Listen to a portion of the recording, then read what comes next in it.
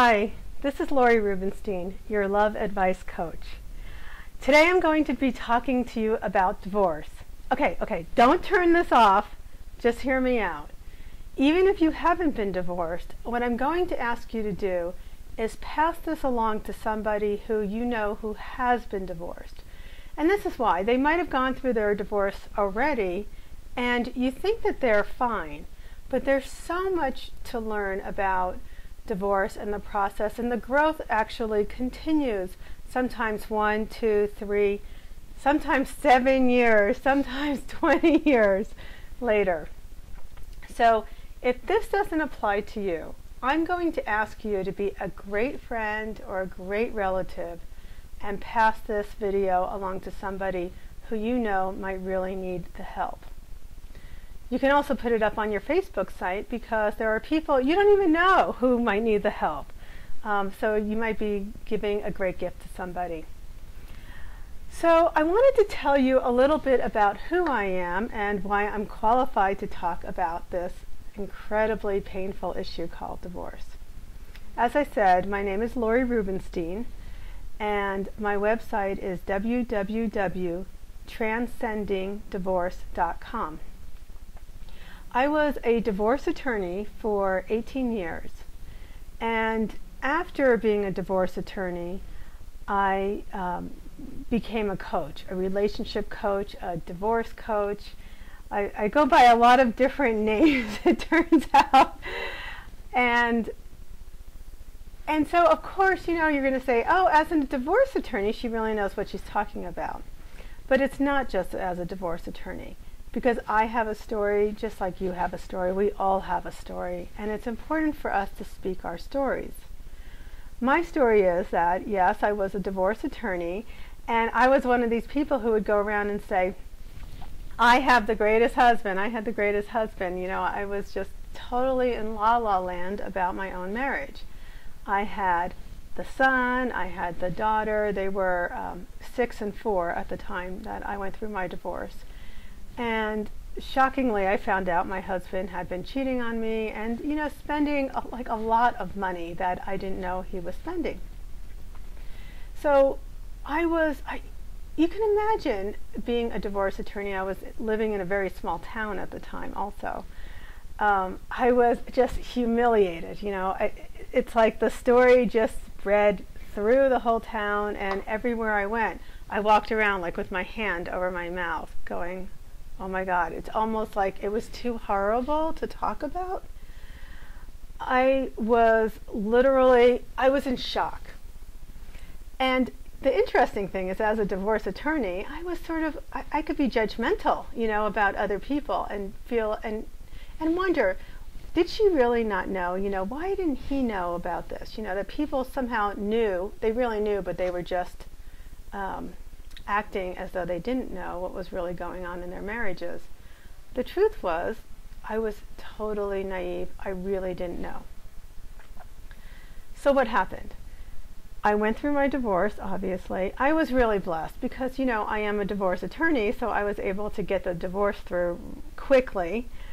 And, you know, we ended up, long story short, we ended up with joint custody. But it was hard, you know, it was tough. Right at the beginning, I remember sitting on the floor in my kitchen. Nobody was home except for my dog. And just crying and crying and crying and thinking about suicide and how humiliated I was. And I can't go on and, you know, oh my God, but what will happen to my kids? I mean, for me, my greatest gift was my kids because that's what really kept me going. So I had to get up. You know, and that's, it's really important. So I want to talk about a couple things today. I want to talk about the myth around divorce. I want to talk about some first steps that you can take if this is something that you're going through right now, if you're in like the separation stage. I want to talk also about some common mistakes that people make going through divorce. And then I want to talk about forgiveness. Forgiveness is like, yes, my favorite thing to talk about. So, because it makes such a big difference in people's life. This is an amazing gift. And you'll hear a common theme when I talk about divorce, and that is that divorce is a gift. Okay? Can you step into that place? If you're just separated, I know you're not feeling this, and I'm so sorry. Ultimately, you will feel it, I promise you. Divorce is a gift for you. Okay? So the first myth about divorce is that it means you're a failure. Actually, this is the only myth I'm going to talk about because this is the most important one. If you're feeling like you are a failure right now, I want you to take a different perspective. I want you to just move that out of your head for right now and stand into the perspective of looking at marriage historically. Marriage historically really was started as a way to, one, control the masses. Well, religion was one of the ways to control the masses. But besides that, it was an economic survival mechanism that people needed. The woman always stayed home. The man always worked. I mean, pretty much always. And it was a system where the men couldn't do all the things that the women were doing, and the women couldn't do the things that men were doing, and they needed each other. The other and more important thing about marriage is that people died at 40 or 50 years old. So being together for a lifetime meant 20 or 30 years. It did not mean 40, 50, 60 years. That's a big difference. And because we're living in an age where men and women don't necessarily need each other, they choose to be together, they want to be together, but they don't necessarily need each other. And we have what's called a spiritual partnership often. And we contract to come into this world to have these spiritual partnerships with our spouses. And when our partnership agreement expires, when it's been fulfilled, we can then move on to another lesson. Right now, our times, as you notice, everything is changing in the world. You know, nothing is the same as it was, let's say, 10 years ago, 20 years ago, 30 years ago. Things are changing, and we are changing. We are becoming, well, we're not becoming, but we're waking up to realize that we really are spiritual people having a human experience. We are spiritual beings having a human experience. So with that said, we choose to have a human experience in this world. I want you to just step into this perspective. I know a lot of you may not be thinking or feeling this way, but just play with me, okay? Just go along and play with me on this. So you're a spiritual being and you have these things that you want to learn. And let's say one of those things are forgiveness or self-esteem or self-confidence or the ability to be very independent. You know, there are a lot of things that we want to learn when we come to this earth world, this big giant earth school. Those are some of the things. And some of the ways we get to learn these lessons are through relationships with other people. And learning lessons through relationships with other people isn't always, oh, this is the easy way. You know, when people talk about things like, I want to find my soulmate, that means there's going to be all these pretty big lessons, you know, that you're going to be learning in life. It doesn't mean you're going to slide through life and it's all going to be easy. That's not what we're here to do. We're here to learn and we're here to grow.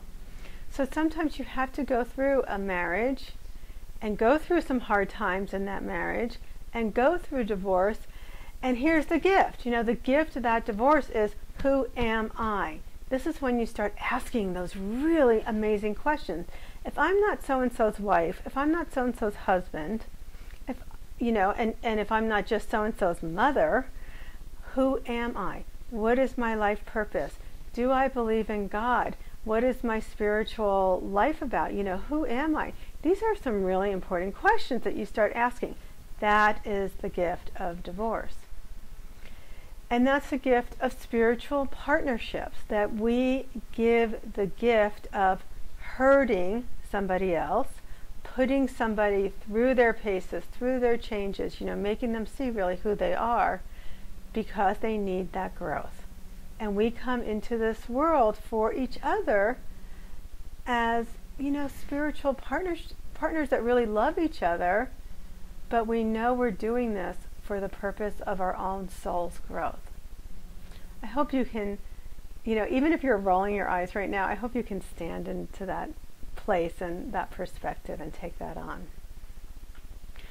So, you might be in the place right now of the separation stage. You might have just decided to get a divorce. If that is you, here's what your job is right now. Get out of bed. Just get up, get out of bed, breathe, sleep, eat, and drink. That's it. Your foundational needs must be met. You have to start taking care of yourself. After you've had a week or two of feeling sorry for yourself and just getting up, breathing, drinking, eating, and sleeping, you have to go back to the world.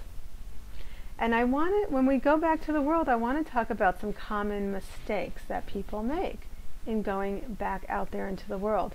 And the number one, not the number one, but one of the mistakes is that you try to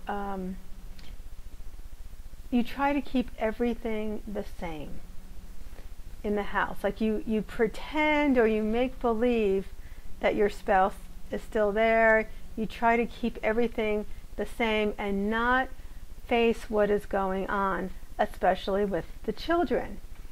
If the children are noticing that there is one person who's no longer in this house, you have to deal with it.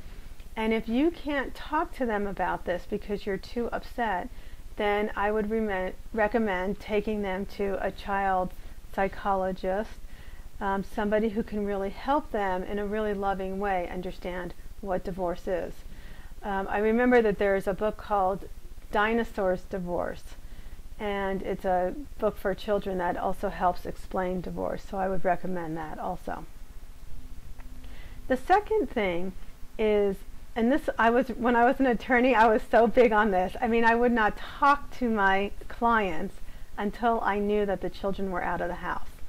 So if you think the children are in the other room watching TV and that you can be in the kitchen talking to your best friend about your ex and putting him down and how upset you are and how heartbroken you are, or really angry you are, or how much fear you're in, you think those kids don't hear you. Believe me, they hear you and they feel you. They feel the energy that comes from you. So I really, really recommend being so mindful and not talking to the kids about divorce. This is something that we didn't know about years ago. My parents, I have to tell you, did divorce really, really poorly. This was in the 60s. So, back then there weren't a lot of people going through a divorce. And my father would come and see us on Sundays. And there would be yelling and screaming and carrying on. I mean, just horrendous. Before the visit and after the visit. And then, my mother would ask us all those, questioning us, what is he doing? Who is he seeing? What is going on? I mean, it was a nightmare for my sisters and I, being children, being raised in that. And that's one of the reasons I'm so passionate about this, is that I really don't want your children, and I know you don't want your children to go through this either. If you have already made the mistake of talking too much in front of the children, okay, forgive yourself. You can go on and on with You can go on and on with guilt and shame. You don't need to do that. Let it go. You don't know what you know until you know it. Now you know. Now you know that talking in front of the kids is bad. You have to also tell your relatives, your mother, your parents, everybody, do not talk in front of the children. It's really important. Why is that important? you really have to know why this is important. One is it puts children into fear. It puts them into fear mode because everything seems unstable. When one parent is that unhappy and angry, they're going to take that on. They might try to parent you, which is also very unhealthy. They might try to be the very best little person that they can be so that they don't put any extra stress on you because they're worried about taking care of you. Can you imagine how much stress that is for a child? Plus, the other thing that they can do is stop feeling their feelings because they're worried about you. If they're upset, then that might make you upset, so they won't speak about how they feel, which is, of course, very, very damaging in the long run for kids, for everybody. Also, you have to remember that they are one half of that other person. So if there's something wrong with the other person, that means there's something wrong with them. If you hate or the other person, you must hate them in some way. Remember, kids are very self-centered. You know, the world revolves around them. So they're probably feeling like he left her, you know, or them. The spouse who left, a man or a woman, whoever it is, they're going to feel like that parent abandoned them. They're going to feel betrayed. They're going to feel left. So, you know, anything that you can do to lessen that burden for the kids, I know you want to do it. So now you know, and now you can do it. Okay? Okay. Holding on to anger and resentment. Holding on to anger and resentment. This is a huge mistake. And we're going to talk about forgiveness in a little bit. But, you know, holding on to anger and resentment, you know, what does it do? It destroys you. It kills you from the inside. It destroys your cells. It destroys your mental health, your emotional health, your physical well-being. You can't hold on to that. So, you know, you can see a counselor, you can see a coach, you can, you know, bang the table. I had a counselor who said, you know, go and beat up your bed or something like that. And I actually went home and I beat up a chair, and I had it in literally in thousands of pieces, and it felt so good. It just felt really good to get that anger out. And I always was one of these people who would like roll their eyes over those kind of assignments. I have to tell you, it felt really good to beat up the chair. So have at it, you know, go and beat up a chair. Get the anger out of you. Get the bitterness. It's so unattractive, isn't it? Have you ever seen somebody who has been divorced for 5 years or 10 years or 20 years and they're still hating the entire other half of the gender world? You know, women who hate men, men who hate women, you know, going through life not trusting anybody else. You don't want to be that person. And this is the time to do it. This is the time to start releasing the anger and bitterness. So that was one way, you know, beating up on something. But another way is going through forgiveness, and I will talk about that in a minute. And then the final mistake that people really make is not using or creating a support network. It's really important. If you don't have a support network, you need to create one. Almost all churches and synagogues and mosques have they have divorce groups. And if they don't have divorce groups, you can find out where they are. You can also call a local domestic violence shelter. They'll know where the local divorce groups are in town. Get a counselor, get a coach, you know, find those groups. There are online groups. There are online groups even on Facebook. There are online groups. So you can get the help you need. You just have to look a little bit. Don't sit around and hold it in.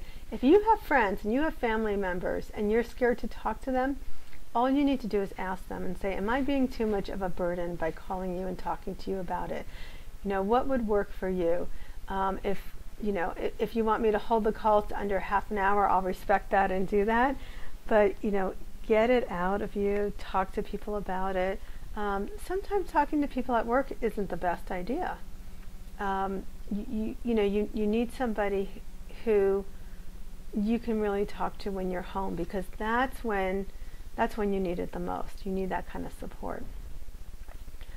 Okay, so we're done with common mistakes, and we're going to move to the gift of forgiveness, which is just one of my favorites. So forgiveness. Why do we forgive? All those Oprah stories. I'm always thinking about those Oprah stories. Used to just amaze me. Where the man's daughter was raped and murdered, and he decides to forgive the murderer. And I was always like, how can they do that? I don't understand. How anybody can do that. And in my mind, it was like letting them off. It was letting them off the hook. But what forgiveness really does is it lets you off the hook. It helps you to not carry around that anger and bitterness that I was just talking about.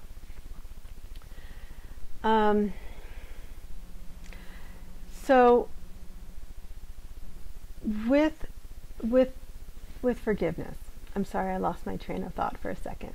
So with forgiveness, the other misconceptions are that it means you somehow forgot what happened, or you're trusting that person again, or that you're sort of stupidly and naively going through the world not understanding that what somebody did really wasn't right and all that stuff, or that what they did is okay. And I think that that's the big one, that if I forgive you for doing blah blah blah, that means what you did is okay. No, that's not true. It means that what they did, and then I choose how I respond.